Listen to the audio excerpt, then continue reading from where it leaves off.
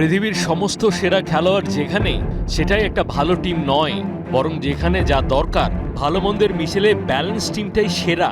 Combination, chemistry, football ওস্তাদেরা বারবার যে শব্দগুলো ব্যবহার করেন সেগুলো ঘাটতি হলে হতে পারে মহা ওলট পালট, প্রমাণ দিয়ে চলছেন কিলিয়ান এমবাপে।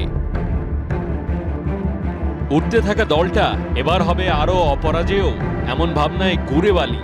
আদতে রিয়াল মাদ্রিদে যুক্ত হওয়াতেই সুখের সংসারে গন্ডগোল, বরং এমবাপেই যেন হয়ে গেছেন একটা পাকা ফ্যামিলি ব্রেকার।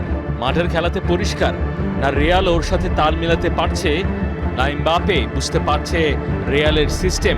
বার্নাব্যুর সাপোর্টাররা বিরক্তির চূড়ান্তে, তবে আনচেলত্তি শোনাচ্ছে না আসার গান। এমবাপে এখানে নতুন এসছে, তার মানিয়ে নিতেও সমস্যা হচ্ছে। সে ইতিমধ্যে ৮ গোল করেছে, আক্রমণে অংশ নিচ্ছে। অবশ্যই সে একজন ভালো খেলোয়াড়, কিন্তু আমাদের সকলের আরও ভালো খেলার চেষ্টা করতে হবে। বিশ্লেষকদের মতামত, একই টিমে ভিনিসিয়াস, এমবাপে অচল। একটা দলের এক্স ফ্যাক্টর থাকা উচিত একজনের, যাকে কেন্দ্র করে পুরো দল খেলবে। দুজন একসাথে খেললে সেটা অসম্ভব। এমবাপের সেরা পজিশন স্ট্রাইকার নয়, লেফট উইং। নিজেই বলেছেন বহুবার সেখানে খেলেন ভিনি, যে কিনা ওই পজিশন থেকে রিয়ালের সাম্প্রতিক অতীত সাফল্যের প্রধান ইঞ্জিনিয়ার। কাজেই এমবাপেকে টিমে নিয়ে মহা বিপদে গ্যালাক্টিকোরা। দুজনের একই দলে খেলানোর কার্যকর ফর্মুলা বের করতে বদলাতে হতে পারে সিস্টেম, ছেটে ফেলতে হতে পারে অনেক সাফল্য এনে দেওয়া কার্লো আনচেলত্তি। মাহদি হাসান, ৭১।